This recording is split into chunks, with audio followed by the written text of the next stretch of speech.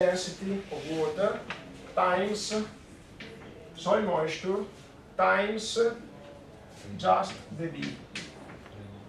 And this is derivative in time. Let me write the second term, which is the integral extended to the control surface of, again, the mass density of water times water velocity, which is just, is not a vector, it's just a scalar because we have just one component in the vertical direction, times the A. And we can write that this is equal to 0.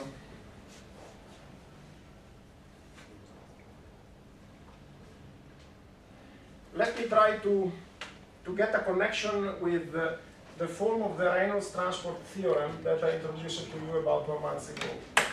And if you go back to that equation, you found at the left-hand side what I now wrote at the right-hand side, which is the total variation of an extensive property with respect to time. The extensive property in this case would be mass of water in the control volume.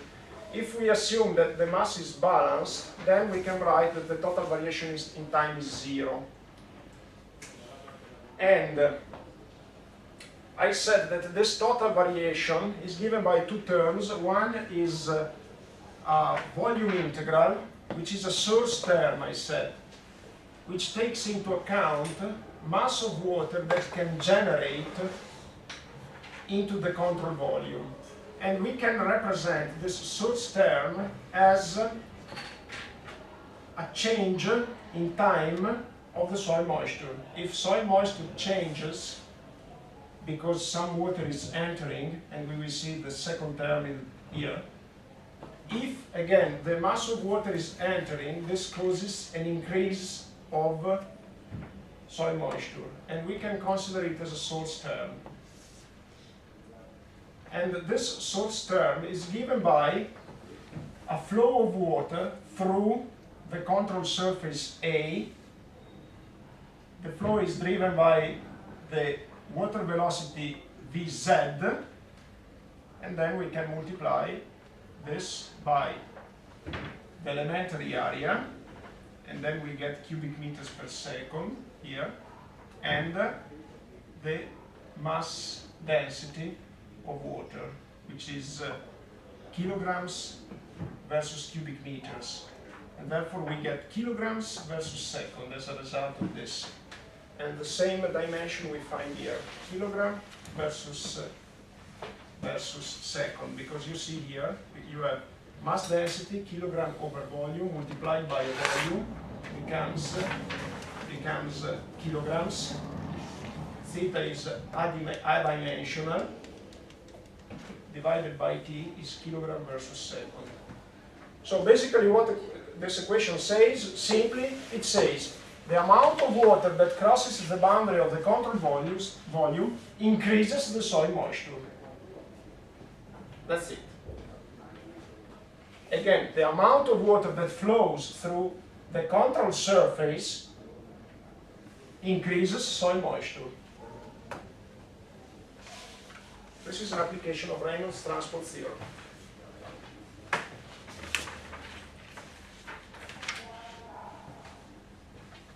Okay.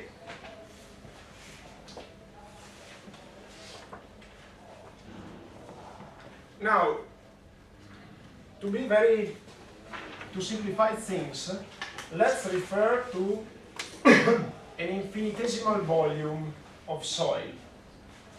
If we refer to an infinitesimal volume of soil, we can write this term in this way. Just variation over time of rho W theta, the x, the y, the z. And we can assume that mass density of water is constant, so we can write it in this way, rho W, the x, the y, the z, partial derivative of theta with respect to time. This is what happens in a very small volume of soil. Let's refer to an infinitesimal volume. Okay? Integration we will perform later on. Now let's refer to an infinitesimal volume so we can eliminate the integral. Okay, so this is basically this term here.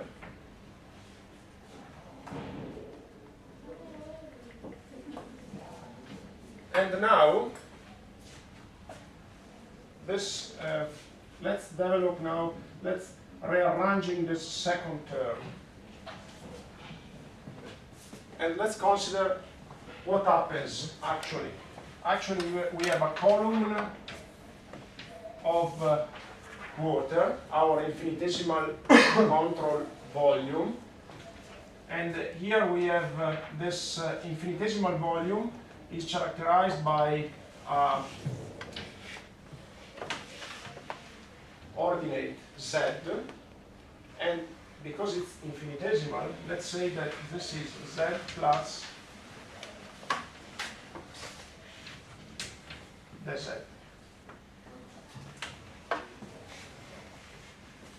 And here we have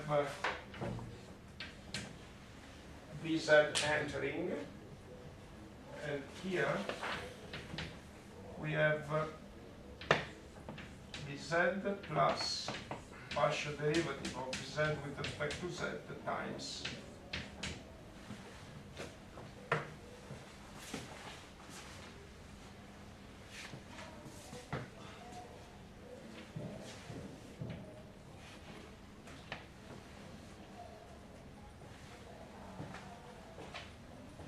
So now let me compute this flux here. And because this is an infinitesimal volume, we just have these two fluxes, one entering and the other one exiting. And therefore we can write that we can write this integral in this way. We can write it as, let me see where I can find some space. Okay, let me try to write here. Integral extended to A of rho W Z dA is equal to rho W, which multiplies WZ dx dy minus WZ plus derivative. This is, sorry, this is Z.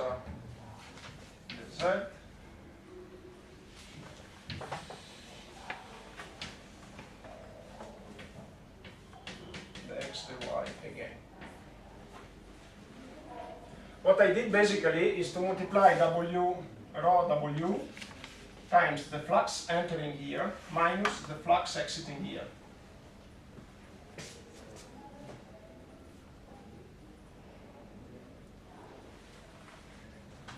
Because the integral extended to the control surface A is actually extended just to this upper limit of the control volume here and this lower limit here, because on the lateral surface you don't have any water entering or exiting, because you have the flow that is moving just in one direction.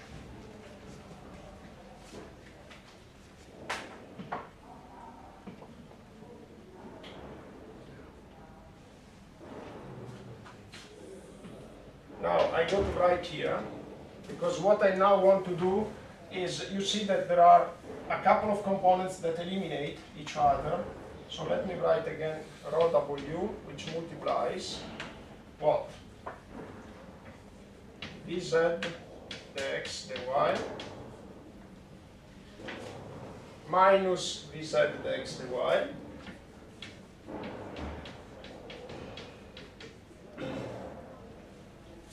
minus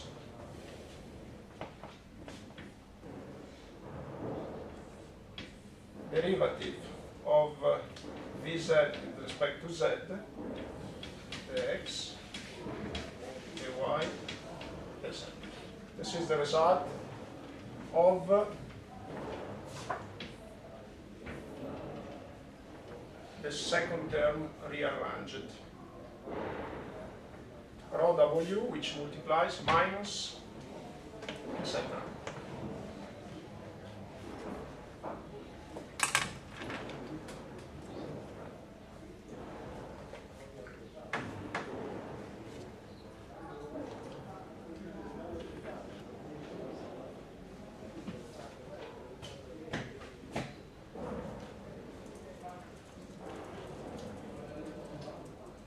Okay, now we can substitute these two terms, 1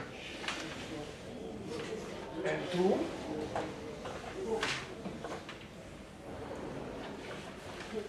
here.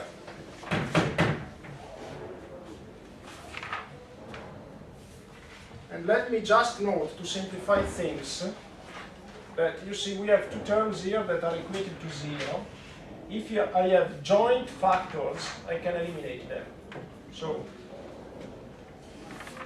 rho W can be eliminated, as well as the product, the x, the y, the z.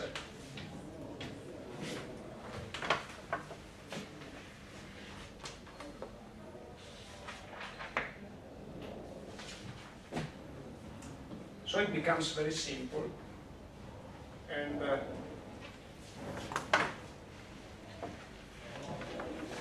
I delete this part here.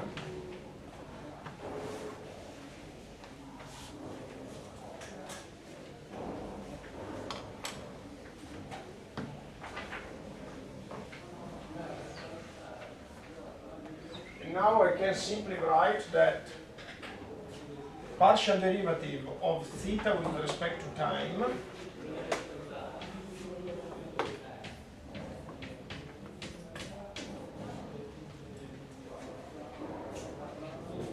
minus partial derivative of Wz with respect to z is equal to 0.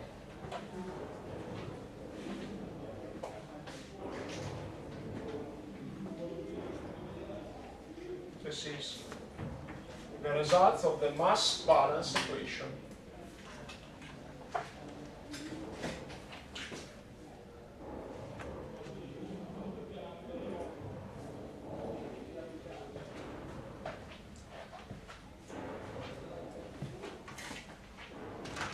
So we got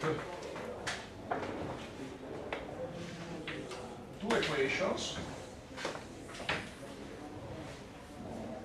that are circled with the red rectangle. One is the result of the energy conservation, and the other one is the result of mass balance.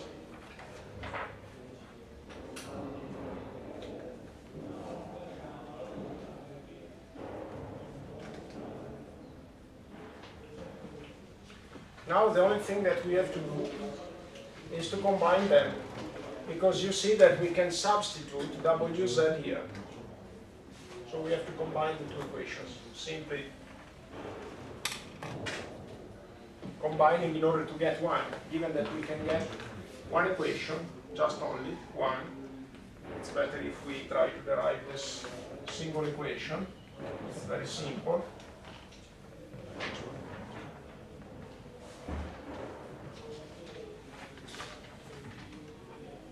I write down here, and I can write the derivative of theta with respect to t minus, I think I can put a plus sign, derivative with respect to z of k plus d, derivative of theta with respect to z again. And this is equal to 0.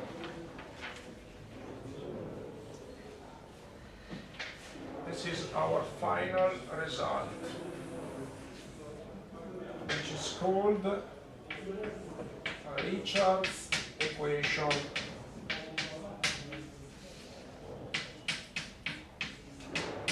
very famous equation in hydrology, which is well known for being almost impossible to apply in practice. Let me check if everything is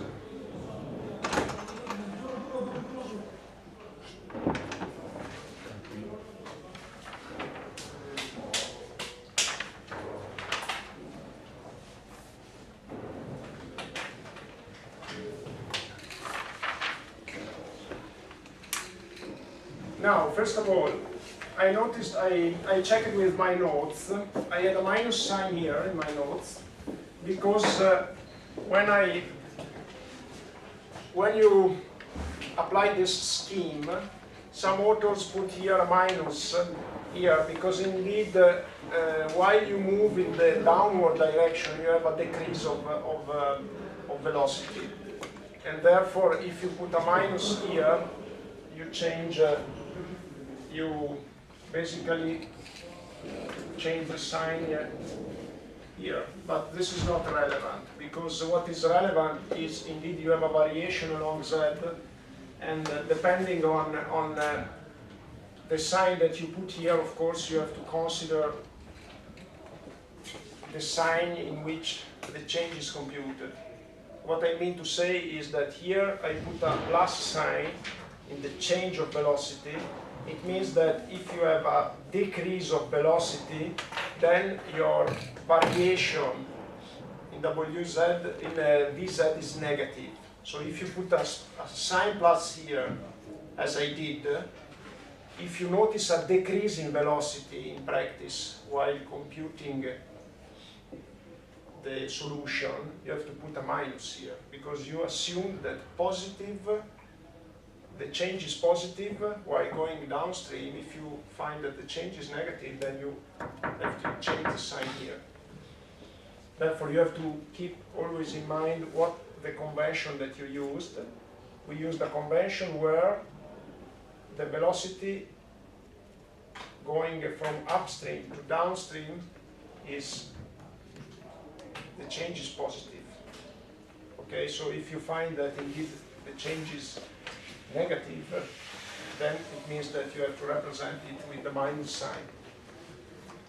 It's just a convention. I just assumed that the change here is positive if you have an increase and so on. Second issue, I have a couple of notes in Italian, which I think it's better if I make available on my website, so you can download it, and you have in any case the video if you are in doubt. But in any case, I will make available for download the notes in Italian. It's just a couple of pages. And it doesn't matter if it is in Italian, because what is important is, even if you were not Italian, what would be important would be just the relationships. And if you refer to these notes, again, please know that here there is a minus sign, but it doesn't matter. It's just a matter of agreement.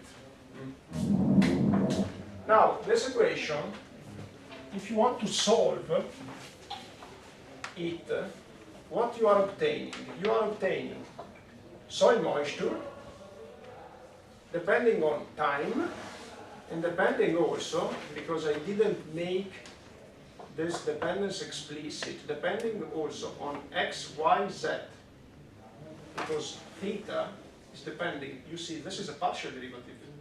Theta depends not only on time, depends only on the position in the control volume. And if you remember, I said, let's forget about integration. Let's refer to an infinitesimal volume, which means that we postpone the integration. This is a differential equation. If you want to get with this equation the value of theta, because you see we eliminated WZ, the velocity Vz, because we are not interested in the velocity, we are interested in the soil moisture. If you want to get the value of theta, depending on time and depending on the coordinates in the three-dimensional space, you have to integrate this equation. So you have to get the control volume again and integrate it. And you know, integration, it's a bit cumbersome because the main problem is, as I said, to specify initial and boundary condition. So you need to specify the value of theta for t equal to 0 at the beginning of your simulation. And one may say, okay, I assume that the soil is dry, so theta equal to 0 everywhere. Okay, this can be simply solved. But then we need to specify the boundary condition, fluxes of water entering the control surface. So once you decide that I want to apply the equation to this portion of soil, you have to define, as time passes, all the fluxes of water. And if rainfall may be easy to describe because you measure it and you assume that all the rainfall, you may assume that all the rainfall infiltrates, which is not always true, but you may make this assumption, and this will be quite acceptable. But nevertheless, you have to define all the other fluxes of water through the control surface. And this is not easy, because if you don't have an impermeable soil, an impermeable layer in the downward direction, how to define these fluxes? There are many simplified forms of the Richards equation, so many simplified solutions that have been proposed.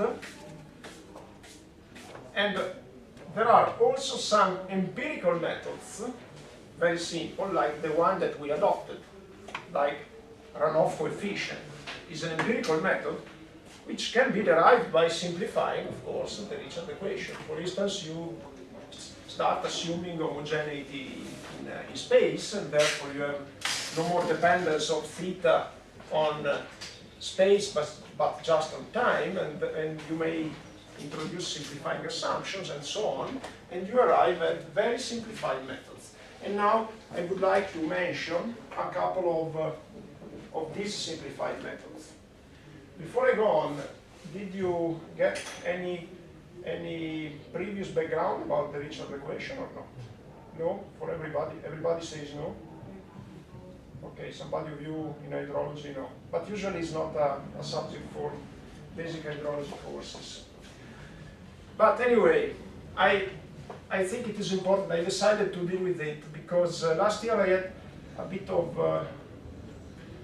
bit more problems in interacting with the students because some of them had not a very good background. This year I'm much satisfied of your previous background and your capability to, because you know, I try to realize if you are following or not, and at the end I decided that you are good enough to provide this treatment, which is not easy of course, but I think it's very important that you know this basic equation, because this is indeed the theoretical model to describe infiltration. And then we can start introducing simplified methods, but you have to know that simplified methods can be all derived by simplifying this equation. This is a rigorous equation, very general.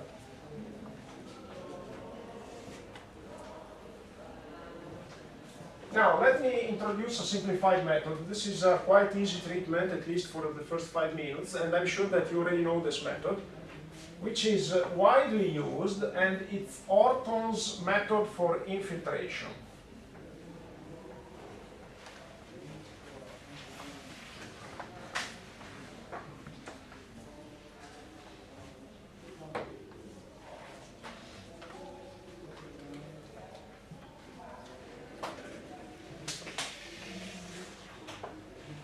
This method, I want to stress once again that it can be derived by subsequent simplifications, can be derived from the Richards equation.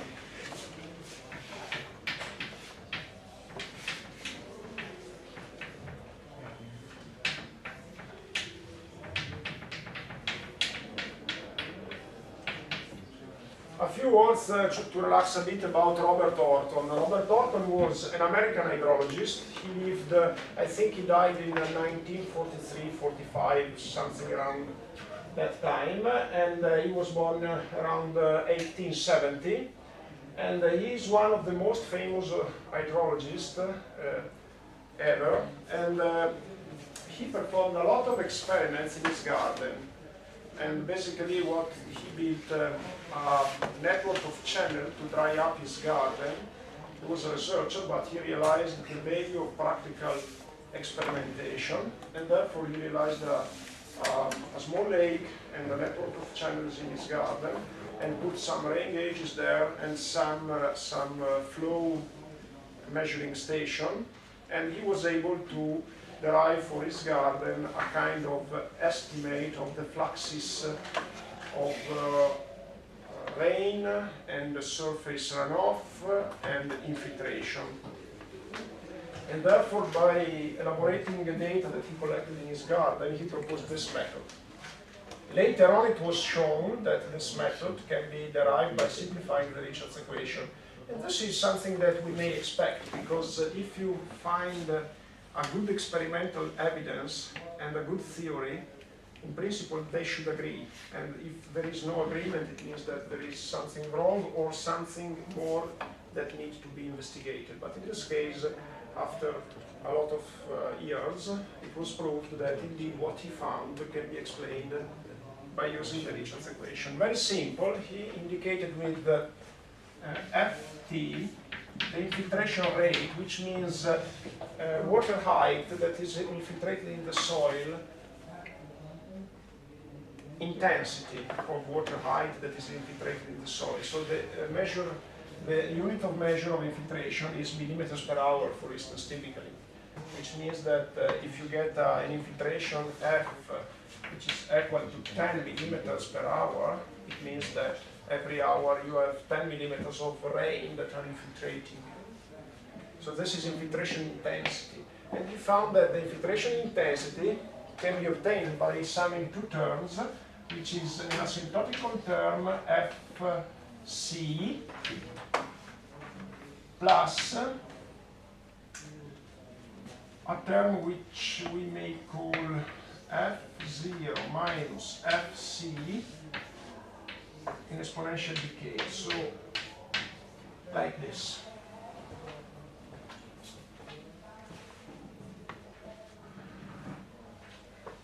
If you look at this relationship, for t equal to 0, you have e to the power of 0, which is 1, therefore you have Fc plus F0 minus Fc, and you end up with just F0. So for t equal to 0, you get an initial value of infiltration, which is F0.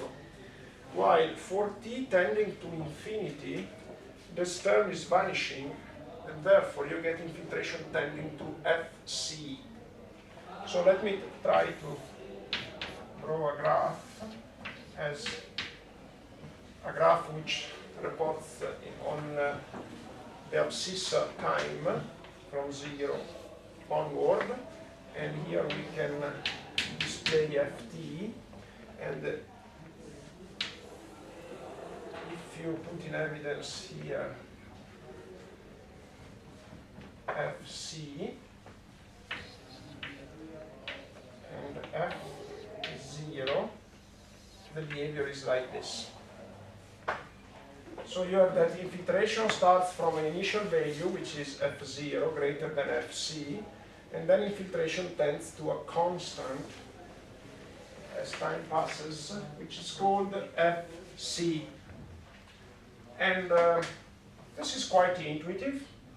You have an initial value which is higher because you have the soil that is dry, and then once that the soil gets wetter, then you have infiltration tending to an asymptotical value, which may be 0 or not. Fc could be 0, but could be also different from 0, because you may have a kind of soil that is continuing to receive water even when it's saturated completely, because you may have an outflow of water in the downward direction. This is a very simple method, and you just need to specify three parameters, F0, Fc, and K, which is a time constant. So it's very simple. Depending on soil, you just have to estimate these three parameters. Please be careful that this method can be used for simulating single events, because you see here there is no evidence of the possibility to re-establish the F0 value during a dry period. So this is a method that doesn't have the option for re-establishing the value of F0 thanks to evaporation.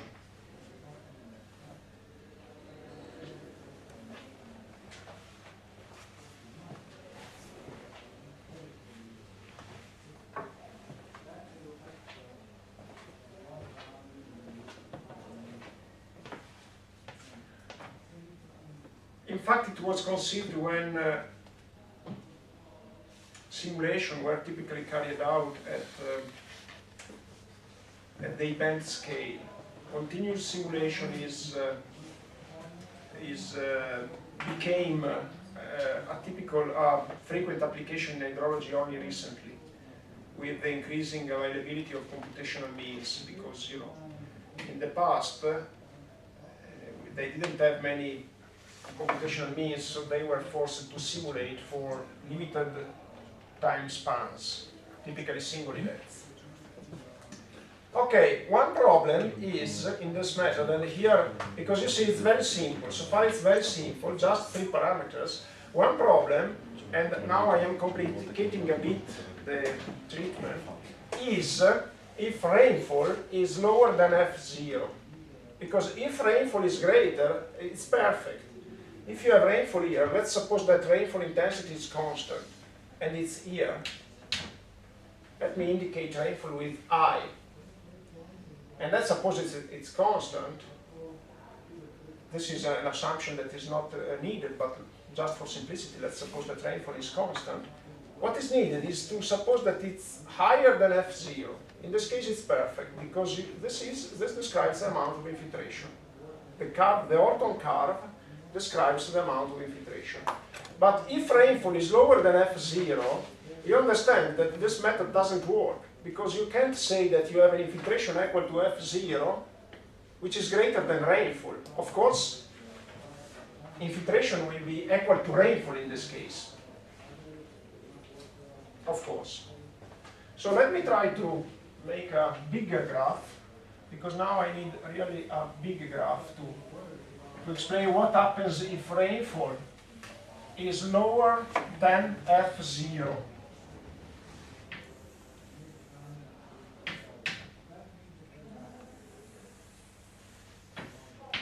So this is time, this is F0, this is, let's suppose, Fc, and let me write Fc, indicate Fc with an horizontal dotted line.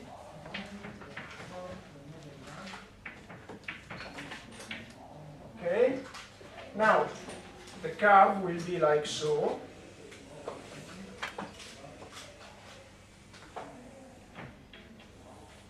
Let me see if it's okay. Yes. Just a small correction here.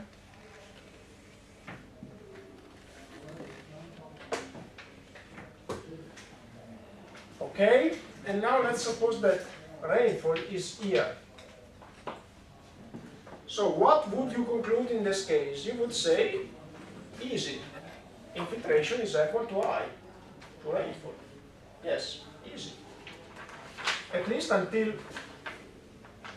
so let's try to draw the actual infiltration curve. Infiltration is equal to rainfall. Let me draw an horizontal line.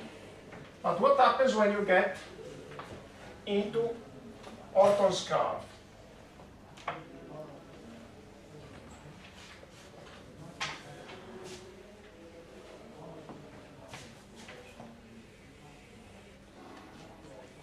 So what happens when you get here? And let's indicate this time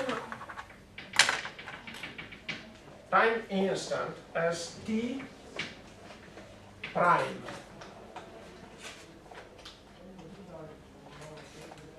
One may say, no problem, when I get into the Orton's curve, I follow the Orton's curve. But I would say, no, you can't do that, because this curve is valid under the assumption that you have infiltration that is equal to, or to the value given by the curve. If you have an infiltration that is lower, it's intuitive that here you have an infiltration potential that is higher with respect to what the curve indicates. So it's clear that you can't follow the curve. So, what the literature says is, okay, if the curve is not valid, because there have been less infiltration with respect to what the curve itself says, a solution could be to shift the curve in time. Okay, let me shift the curve then. And let me go, for instance, here. Let me shift the curve of a time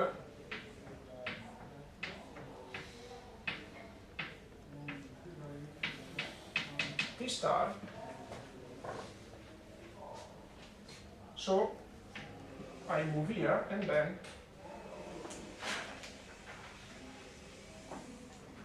but then the question is, what is the value of T star then? How much should I shift the curve? Okay, the literature says that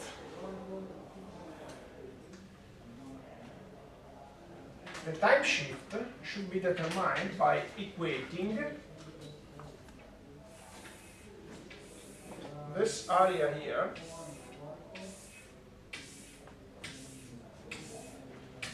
which is nothing else than the product